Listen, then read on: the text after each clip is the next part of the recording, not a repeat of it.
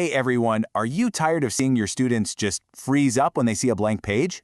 If you're looking for a simple, really powerful tool to help build their writing confidence, you are in the exact right place. Today, we're going to break down the please writing strategy. You've seen it, right? I know I have. That look of panic when a student has to start writing. There's this anxiety, a total lack of organization, and that huge question just hanging in the air, where do I even start? It's got to be one of the most universal challenges for any writing teacher.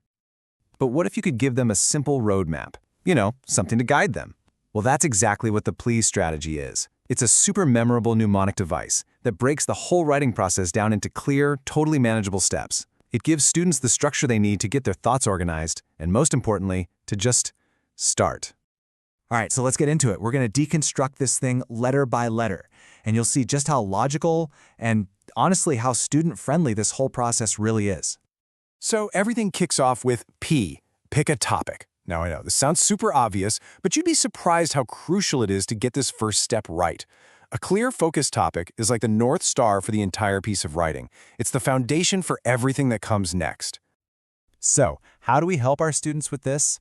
Well, the real key is to tap into what they're actually interested in.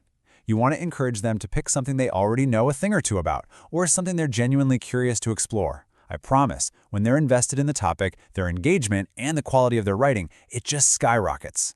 The goal here is a topic that's nice and focused, not something so huge they get lost.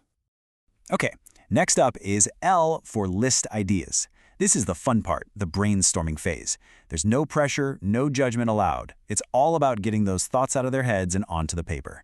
You can even call it a creative brain dump. What's important here is speed and total freedom. I always tell my students, just jot down anything that comes to mind. It can be words, phrases, even messy half-sentences.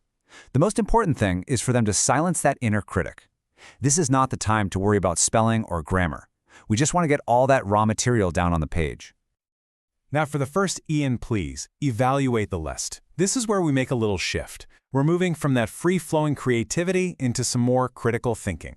It's the step where students start to see a real paragraph actually taking shape from that messy brainstorm. Just think of this as a filtering process. Have your students scan their list and physically cross out anything that feels a little off topic or maybe just isn't that strong.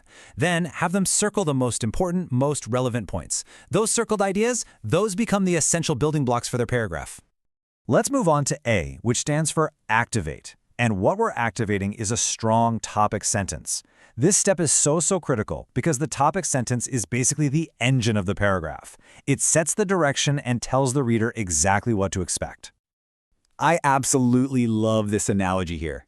Telling students to think of their topic sentence as the headline for their paragraph, it's just such a powerful and easy to remember way to explain what it does. Just like a headline in a newspaper, it's got to grab your attention and tell you the main idea right away.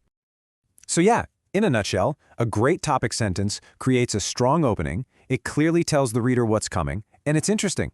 It's really a promise that you're making to your reader about what they're about to read. And that brings us to S, supply supporting sentences. This is the body of the paragraph, the real substance. It's where students take those ideas they circled earlier and use them to build out their argument and really bring that topic sentence to life. This is where they add the meat to the bones, Encourage them to use specific details, solid examples, and vivid descriptions. This is also the perfect time to introduce some transition words to help connect their ideas, creating that smooth, logical flow that we're all looking for in good writing. And finally, we've arrived at our second E. End with the conclusion. A strong paragraph doesn't just stop, it concludes. This final sentence is their chance to wrap everything up in a way that feels satisfying and memorable. A good conclusion just gives you that sense of closure. It might briefly summarize the main points, or even better, leave the reader with a final, interesting thought to chew on. Think of it as the mic drop of the paragraph. It should feel final and really impactful. So that's the whole process, from P all the way to E. But why is this simple little mnemonic so incredibly effective in the classroom? Let's take a quick look at the benefits for our students.